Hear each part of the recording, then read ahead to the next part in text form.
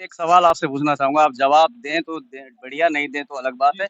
सवाल ये है कि एक सैनिक पूरी जिंदगी बॉर्डर पर खड़ा होता है, अपनी जान दे देता है, लेकिन उसके साथ जैसे बटमैन वाली सिस्टम की बात की, या फिर जिस तरह से उनकी वीरांगनाओं को जिस तरह से जो अंतर है पैसा देने में, क्या ये बात बड़े-बड़े फौजी के अधिकारियों को, फौज के या मेजे जो चीफ अधिकारी हैं उनको, या फिर प्रधानमंत्री को नहीं पता है क्या कि फौज में इस तरह का शोषण हो रहा है? सबको मालूम है साहब, हाँ, ऑफिसर्स को तो सबको है ही है, हाँ, हमारे चीफ तक को मालूम है। हाँ, इवन ये चीज पहले कई बार उठ चुकी है, हाँ, पेपरों में भी आ चुकी है। हाँ, मैं ना कोई सरकार का नाम लूंगा, हाँ, हाँ, किस सरकार के टाइम में आई है, हाँ, और ये बीच बीच में आती रहती है। हाँ, और हमारे हाँ, जो जवान हाँ, जो ज्यादा इससे पीड़ित हैं, हाँ, वो बीच बीच में ये चीज अपनी मीडिया के थ्रू पहुंचाते रहते हैं। हाँ, भाई पेपर में निकलवाते हो हाँ, या कोर्ट में केस करते हैं, हाँ, तो वो चीज तो वहां तक पहुंचती तो है। हाँ, बट वो लोग क्या करते हैं, हाँ, क्यों नहीं सुनते हैं, हाँ, इस चीज का तो मैं नहीं कुछ कह सकता हूँ ना। हाँ। आखिरी सवाल, क्या आज भी हजारों सैनिक बटमैन सिस्टम में अफसरों के यहाँ काम कर रहे हैं? बिल्कुल, जो पहली परंपरा है वो खत्म थोड़ी हुई है, वो तो हुँ, चली आ रही है, हुँ, हुँ, वो तो चली आ रही है, हुँ। और वो खत्म होगी भी नहीं साहब। खैर, मेरा आखिरी सवाल ये है, तो अगर आपकी माँग 61 दिन हो गए अभी तक सरकार ने नहीं सुना है, आगे सरकार यहाँ नहीं सुनती है, आगे की रणनीति क्या होगी आपकी? अरे साहब, हमारी आगे की रणनीति मैंने 30 अप्रैल तक की तो बता दी आपको। हाँ, हाँ, 30 अप्रैल को हम ज्ञापन देंगे। ठीक है। ये 61 दिन हुए हैं, हाँ, हम 61 महीने बैठेंगे, हाँ, 61 साल भी बैठना पड़ेगा। हुँ, अरे हमें यहाँ जान भी तो देनी पड़ेगी, हुँ, यहीं पे ही अपना, इस आंदोलन के दौरान में ही हुँ, हमने अपना देह को त्यागेंगे तो त्याग देंगे, हुँ, कोई दिक्कत नहीं है। हुँ, लेकिन हमारे आने वाली पीढ़ी के लिए तो फायदा होगा। हुँ, जो हमारी पीढ़ी आज ऑन ड्यूटी है, हुँ, भाई ये उनके साथ भी तो शोषण हो रहा है जो ऑन ड्यूटी है। हुँ, कल वो भी तो रिटायर होंगे, हुँ, हम रिटायर थोड़ी हुए, हुँ। वो भी तो रिटायर होंगे, तो उनके साथ भी तो थे तो आपने राजस्थान से आया हो जने, कितनी देर और मतलब ये मान लो सब। आज मांग पूरी को नहीं होवे, काल मांग पूरी को नहीं होवे, राजस्थान से बार-बार किया आसो थे, राजस्थान से आ रहे बैठा रह सोगे। अभी बार बार ही आना पड़ेगा जब तक सरकार हमारी नहीं सुनेगी तो। हाँ, हाँ, नहीं, सरकार को एक्चुअली में हमारी सुन लेना चाहिए। वैसे नरेंद्र मोदी जी, प्रधानमंत्री जी को, हाँ, अपने रक्षा मंत्री जी को, हाँ, राष्ट्रपति को इसके बारे में संशोधन करके नहीं और इसका निर्णय ले लेना चाहिए। हाँ, क्योंकि एक फौजी मतलब ड्यूटी में भी काफी परेशान होता है, हाँ, और फिर ये एक तरह की परेशानी है। हाँ, हाँ, घर से बाहर आदमी निकलता है तो परेशानी तो आती है। हाँ। आप सब लोगों ने हमसे बात की, इसके लिए आपका गोरे जी। और काले वाला हिसाब चल रहा है। हाँ, जैसे पहले गोरे लोग है ना हुँ, और काले लोग, हुँ, इनमें 10 का और 100 का अंतर। हुँ, ऐसे ही आज हिंदुस्तान में जवान और अफसरों में अंतर है, अच्छा, खुलेआम। हाँ, और ऐसे ही सिविल में ले लो, हाँ, जैसे हमारे पार्लियामेंट में बैठे हैं संसद हाँ, भवन में, हाँ, वे कौन है? हाँ, वे गोरे लोग हैं। हाँ, और जो जनता वोट देती है ये सब काले लोग हैं। हाँ, यहाँ समतागिरी है, जो रहेगा वही जीतेगा, बाकी यहाँ कोई फाल नहीं है हिंदुस्तान का। हाँ, चमचागिरी समझते हैं? हाँ, बिल्कुल, बिल्कुल सही बात। हाँ, हाँ, हाँ, तो वही चमचागिरी आर्मी में कर दी। अब नहीं तो जय जवान और जय किसान का जो नारा लगा ना, इससे देश सदरा है, नहीं तो देश भी जन के चले जाएगा। एक आखिरी सवाल पूछना चाहूँगा कुछ हटके। सत्यपाल मलिक ने अपने इंटरव्यू में कई खुलासे किए हैं। पुलवामा हमले में जो सैनिक शहीद हुए, 78 गाड़ियाँ जा रही थी। क्या आपको लगता है कि अगर उन्हें एयरक्राफ्ट किया जाता, हवाई रास्ते से भेजा जाता तो इस घटना को रोका जा सकता था?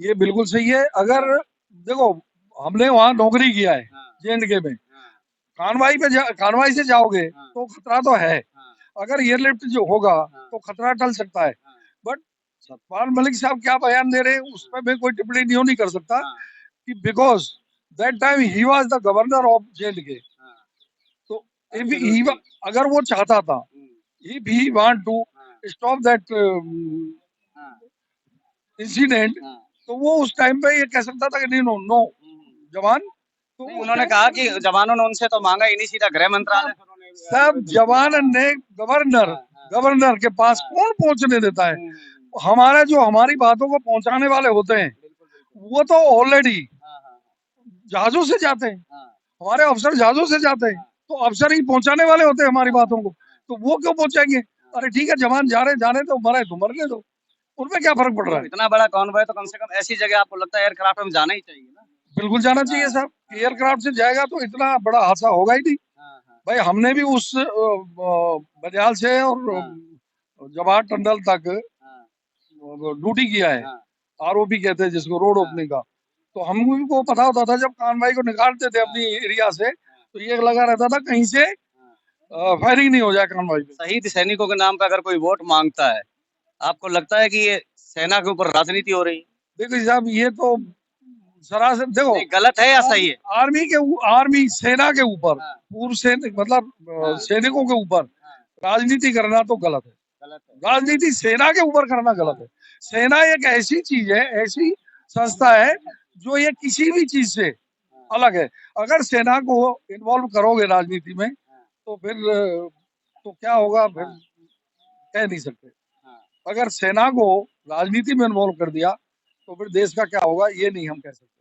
तो प्रधानमंत्री नरेंद्र मोदी जी, पिछली बार जब आपने पुलवामा हमले में सैनिकों के नाम पर वोट मांगे थे, इस बार अगर आप किसी भी सैनिक के नाम पर वोट मांगे तो थोड़ा शर्म जरूर करिएगा। तो ये तमाम सैनिक थे भारत के, पूर्व सैनिक जो यहाँ पर अपनी मांगे रख रहे थे। क्या कहना चाहते हैं आप? बोलिए। सर मैं ये बोलना चाहता हूँ कि जो हमारे सेना के अंदर भेदभाव है, जैसे एनडीए है, हाँ, एनडीए के अंदर जितने भी ऑफिसर रहते हैं, उसके अंदर जवान जेसीओ को, लड़का को आने ही नहीं देते। और हमेशा ये बोलते हैं कि वैकेंसी हमेशा खाली रहती है, लेकिन वो पूरा ही नहीं होता, क्योंकि वहाँ हमारा कोई जवान और जेसीओ रहता ही नहीं है। सेकेंडली ये है कि जो भी बोर्ड पार्लियामेंट या जो भी डिटेल करता है, उसके अंदर ना हमारा एनसीओ होता है या ना जवान होता है। एनसीओ जवान जेसीओ कोई नहीं होता, सूबेदार मेजर आर्मी कैप्टन तक। तो वो रैंक उसमें होना चाहिए कि जो वहाँ पे चल रहा है उनको पता चलना चाहिए कि वह हमारे लिए क्या कर रहे हैं। वो क्या करते हैं कि पूरा फायदा अपने ले लेते हैं। एक बार चल रहा था कि 13 साल में नायब सूबेदार बनेंगे, बाद में पता चला कि सारे अफसरों ने 13 साल में खुद लेफ्टिनेंट कर्नल बन गए।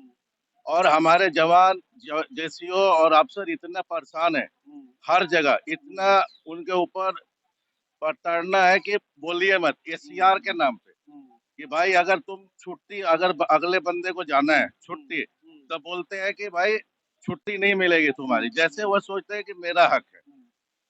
या बोलेंगे कि भाई तुम्हारा एससीआर खराब कर देंगे।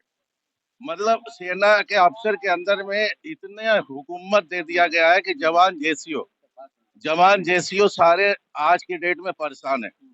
और जिसके बच्चे हैं वो सबसे ज्यादा परेशान है। बहुत आदमी के माँ बाप है, बुढ़े हैं, लेकिन वहाँ आया नहीं देता है। बोलते हैं 3 महीना तुम्हारी छुट्टी है, लेकिन 3 महीने में से 1 महीना भी नहीं देते। 1 महीना भी शुद्ध उसको सही टाइम पे नहीं मिलता है जो कि वो काम कर सके। तो सर मुद्दा तो बहुत सारे हैं। आपको रिटायर हुए कितना टाइम हो मैं तो सब 94 में आया सर। गया? और मैंने जब तक देखा, हाँ, ये चीज है कि जो ने ज्यादा मेहनत करने वाला है ना वहाँ जवान, हाँ, उसको प्रमोशन के लालच में हाँ, और उसको ऐसे दबा के रखते हैं, हाँ। जो मैं कहने में उस शर्मिंदा हूँ। मानसिक प्रताड़ित। हाँ, प्रताड़ित रहते हैं और यही मारे। कुछ लोग तो ऐसे भी हैं, परवीन को ऑर्डर नहीं देते हैं। एक सवाल आपसे पूछूंगा, उन्होंने तो बोला नहीं, लेकिन आप तो कोची हैं। कोची तो वैसे भी किसी से नहीं डरता, आपको बोलना चाहिए। बट सिस्टम को लेकर आपके सामने, आपके जीवन में कभी किसी ने आपसे शिकायत करी, बताया इसको लेकर बट सिस्टम में? नहीं, बहुत कुछ बताया, लेकिन सुने कौन? हाँ, सुने कौन वहाँ पर? नहीं, मतलब भाई ये ऑब्जेक्शन उठते हैं। अच्छा, आप बट सिस्टम में कई बार रह चुके हैं? मैं सर, मेरा कमांडेंट ने मेरे को सब कुछ, मेरा एससीआर सब कुछ ठीक था, और मेरा कमांडेंट ने मेरे को बोला कि तुमको यहाँ पे जाओ, आप तवांग में। जबकि मैं एलएमसी था, कैटेगरी था, डॉक्टर ने लिखा हुआ था। बोला नहीं, तुम वहाँ जाओगे और फिर वहाँ जाओगे तभी तुमको प्रमोशन मिलेगा।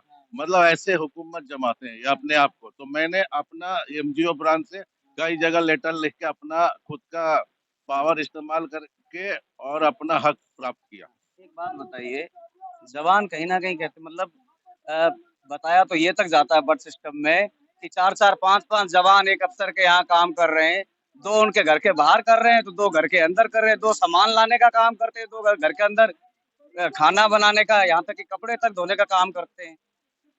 क्या अफसरों की अब जो बट सिस्टम में जो सैनिक है, वाकई अफसरों के कपड़े तक धोने, अंडरगारमेंट्स तक धोते हैं?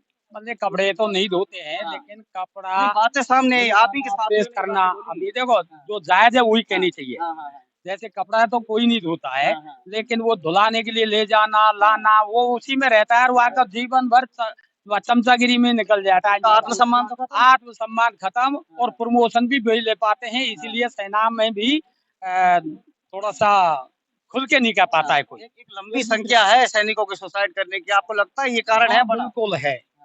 ऐसा है कि दबाव कितने होता है कि इमरजेंसी में कोई आदमी बीमार हो जाए और अचानक अगर कोई बैरक में कोई गेम वाला बंदा अगर सो रहा है तो फटाफट यार आदमी दो, तो अगर वो आदमी जा रहा है तो उसी का नाम होना चाहिए ना, जा रहा है जिसी का। लेकिन और वहाँ एक्सीडेंट हो जाए या कोई बात हादसा हो जाए तो उसका बाल बच्चे को क्या हाल है, पीछे का वह मरने के बाद में या एक्सीडेंट होने के बाद में कुछ भी लिख दो। ये ऐसा मेरे भी साथ में हुआ है। मैं एक टीम में था रेसलिंग बारी में, तो जब मैं आप मान लो बराबर के पीट रहा हूँ तो ये तो नया है, इसको नहीं पुराने को ले लो, प्रमोशन मिल जाएगा। ये तो मेरे सामने समस्या आई। जब मैंने कहा हम नौकरी नहीं कर रहे, हम तो छोड़ देंगे। मजबूरी क्या है कि छोड़ दें तो फिर जो कहेंगे सो सर भजा जी वहाँ पे, तो मजबूरी में करते हैं। तो ये भारत के तमाम जवान थे, कई खुलासे इन्होंने किए हैं।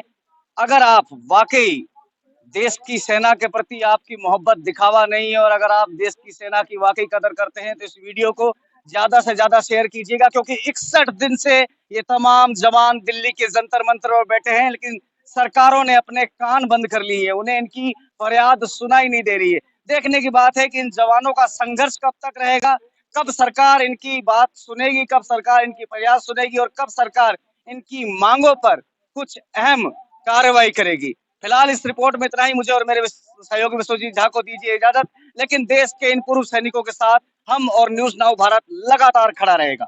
नमस्कार।